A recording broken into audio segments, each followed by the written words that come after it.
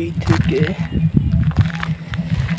এই পর্যন্ত বিট দেওয়া নাই, যার কারণে গাড়িটা লাভ দিছে। আর এই থেকে অর্ধেকে বিট দেওয়া আছে, তাও আবার এই মাঝখান থেকে নাই। এই এখানে বিট না থাকার কারণে গাড়ি এই জায়গা দিয়ে জাম্প করছে,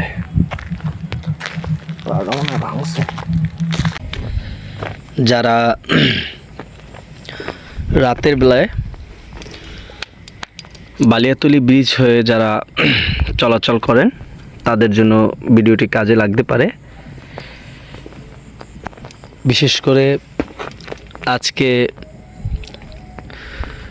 বরিশাল থেকে আসার পথে দুলাসারে কাজ থাকার কারণে কলাপাড়া বালিয়াতলি হয়ে আসতেছিলাম। সেখানে বালিয়াতলি বৃষ্টিতে ওঠার সময় এখানে কিছু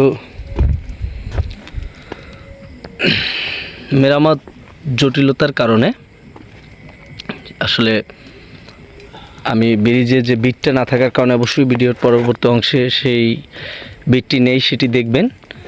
আসলে আমি নিজেই ড্রাইভ করতেছিলাম, গাড়িটি লাফ দিয়েছে, যার ফলে আপনি দেখতে পাচ্ছেন যে আমার গাড়ির পিছনের যে অংশটা থাকে সেটা ভেঙে গেছে।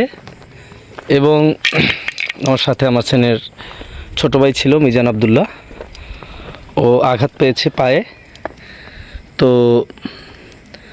আপনারা এই বিষয়ে সবাই সতর্ক থাকবেন। অবশ্যই রাতে আমি গাড়ি আমার ছোটোই ছিল এবং লাইটও ছিল, হেডলাইটের আলো পর্যাপ্ত থাকার পরেও আমি আসলে এটা লক্ষ্য করতে পারিনি, যার ফলে এই দুর্ঘটনাটার শিকার হই।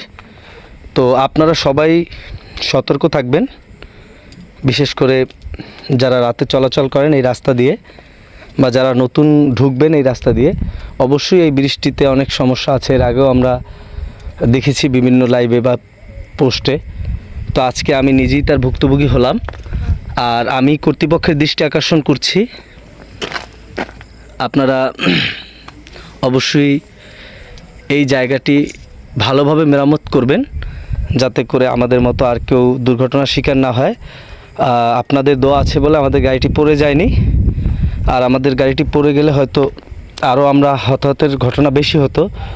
ওর পায়ে প্রচণ্ড আঘাত লেগেছে। সবাই দোয়া করবেন, সবাই ভালো থাকবেন। আসসালামু আলাইকুম।